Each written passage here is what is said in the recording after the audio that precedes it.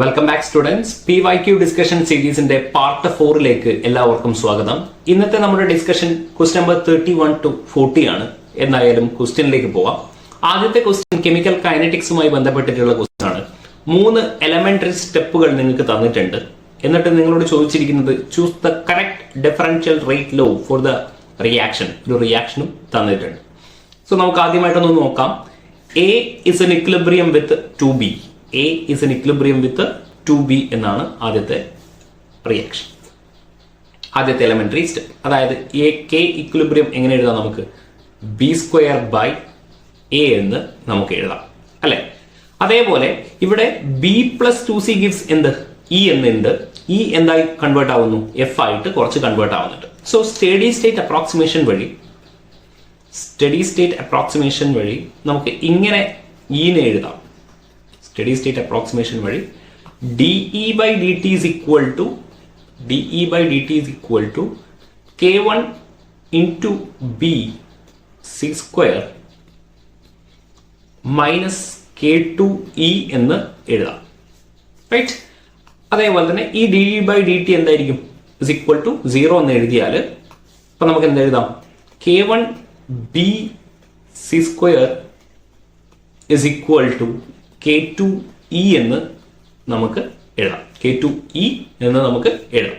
Third step ഉപയോഗിച്ചിട്ട് നമുക്ക് rate എങ്ങനെ എഴുതാം?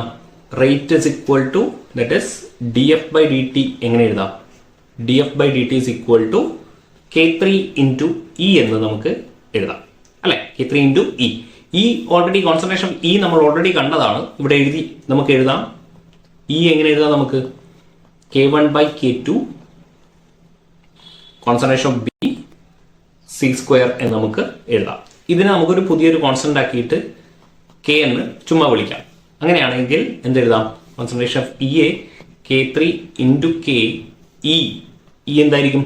B into C², B into C² എന്ന് എഴുതാം. That is dF/dt.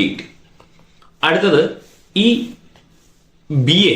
ബിനെ നമുക്ക് എങ്ങനെ എഴുതാം? കോൺസെൻട്രേഷൻ ഓഫ് B ഈ ഇക്വേഷനിൽ നിന്ന് K ഇക്വിലിബ്രിയം B²/A എന്ന് നമുക്ക് കിട്ടിയിട്ടുണ്ട്.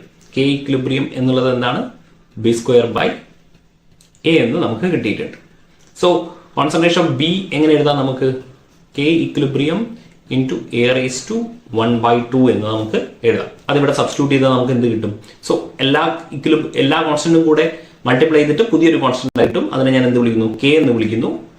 B എന്തായിരിക്കും? A⁻², അല്ലെ? അതേപോലെ C². ഇതായിരിക്കും നമ്മുടെ ഓപ്ഷൻ. അതായത് dF/dt is equal to A⁻² C². അങ്ങനെയുള്ള ഓപ്ഷൻ ഉണ്ടോ? C option. dF/dt is equal to K A⁻² C² എന്ന് നമുക്ക് ഓപ്ഷൻ കിട്ടും. നമ്മളുടെ ഓപ്ഷൻ അനുസരിച്ചിട്ട് നമ്മൾ ചില ടെസ്റ്റുകൾ വരുത്തിയാൽ മാത്രം മതി, റൈറ്റ്? രണ്ടാമത്തെ ക്വസ്റ്റ്യൻ മാച്ച് ദ കോളം ആണ്.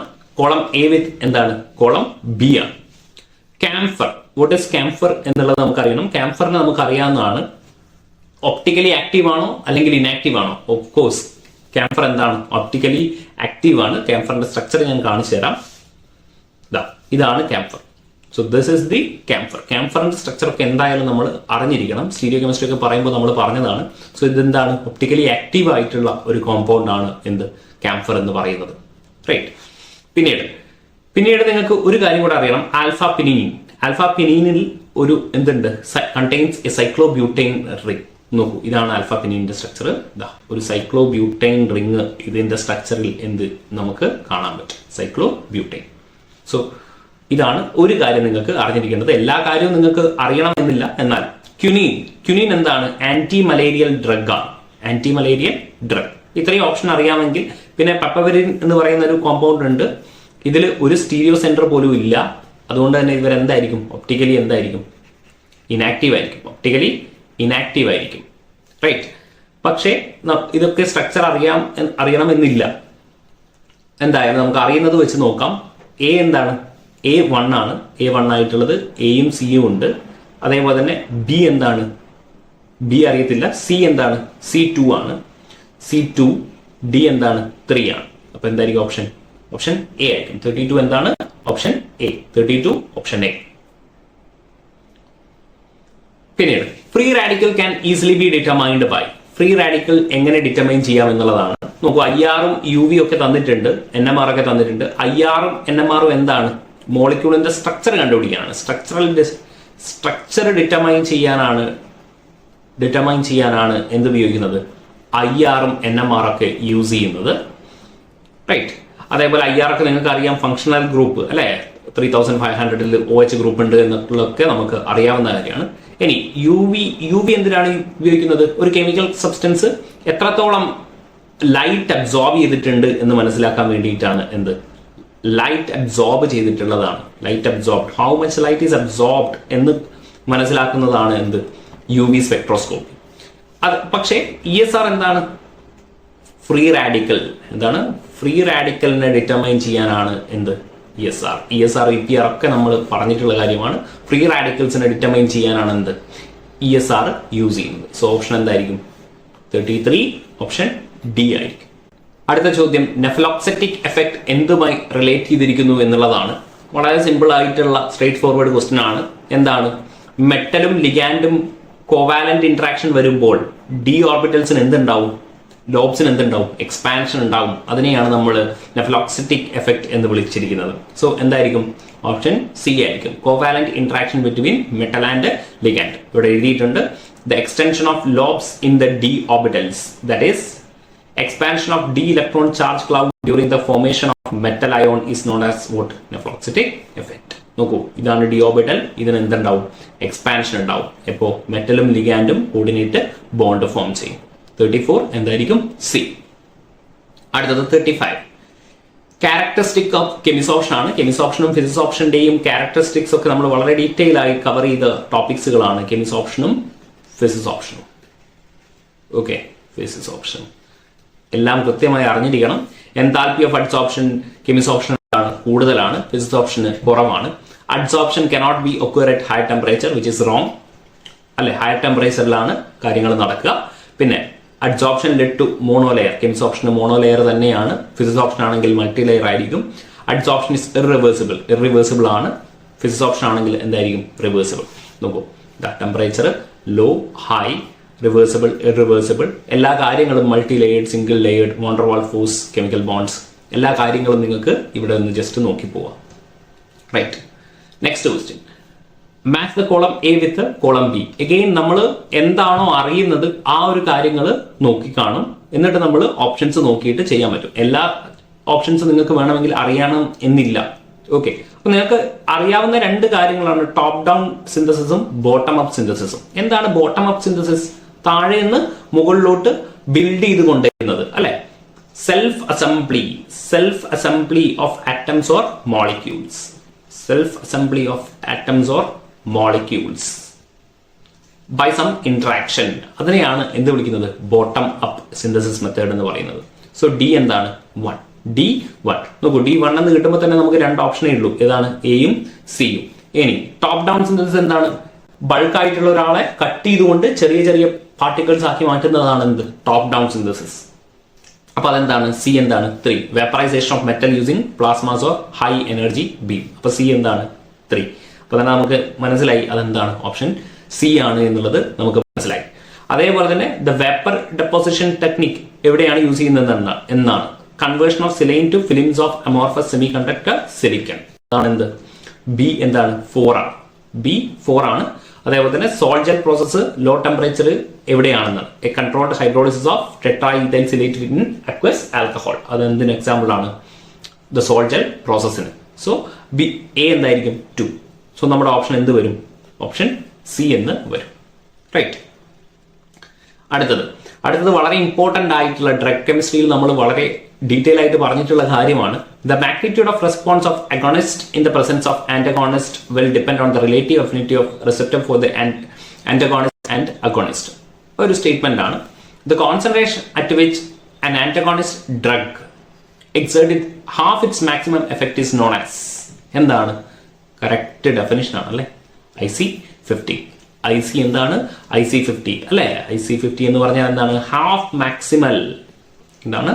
Half maximal inhibitory concentration. എന്നാണ് IC50 വിളിക്കുന്നത് അല്ലെ.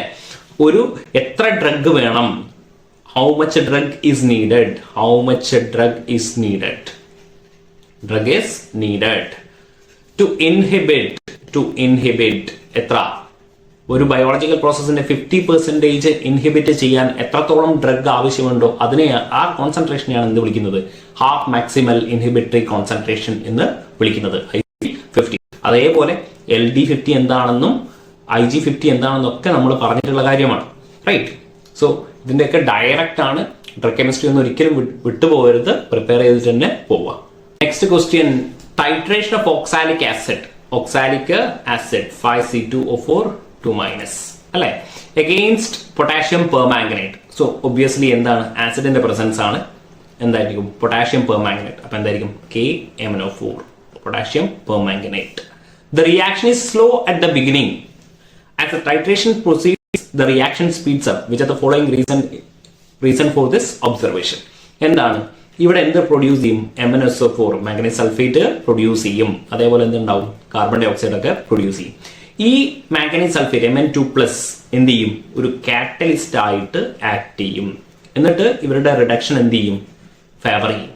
അതുകൊണ്ടാണ് ഈ റിയാക്ഷൻ എന്ത് ചെയ്യുന്നത്, സ്പീഡപ്പ് ആവുന്നത്. അതായത് ഇതായിരിക്കും നമ്മുടെ option. The manganese ion introduce in the solution catalyses the reaction. Potassium ion ആണോ, അല്ല. ദ റിയാക്ഷൻ ഇസ് ഇതുമല്ല. Carbon dioxide form reaction ആണോ കാറ്റലൈസ് ചെയ്യുന്നത്, അല്ല. മാംഗനീസ് അയോൺ അല്ലെ, introduce in the solution catalyses the reaction. ഇവരുടെ റിഡക്ഷന് proceed ചെയ്യാൻ എന്ത് ചെയ്യും, ഫേവർ ചെയ്യും.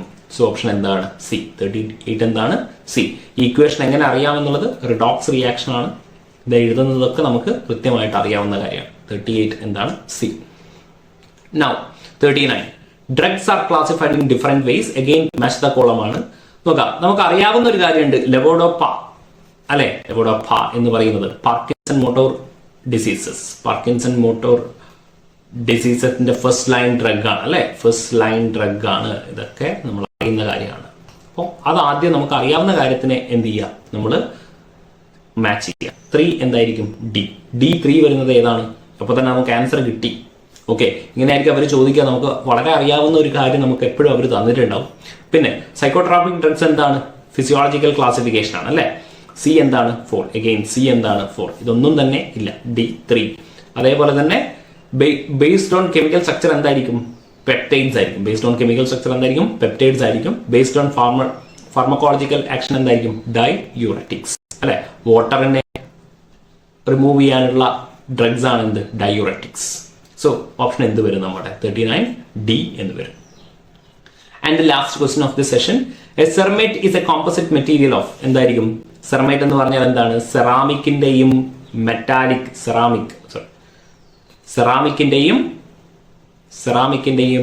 മെറ്റാലിക് മെറ്റീരിയൽസിന്റെയും ഒരു കമ്പോസിഷൻ ആണ് എന്ത്, സെറമൈറ്റ്. അങ്ങനെയാണ് ഇതിന് സെറെന്നും മെറ്റെന്നും വന്നത്, ceramic and metallic materials. Option എന്തായിരിക്കും, C. 40 എന്തായിരിക്കും, C. ഓക്കെ, നെക്സ്റ്റ് സെഷൻ നമ്മൾ 41 to 50 ക്വസ്റ്റ്യൻസ് ചെയ്യും. Thank you.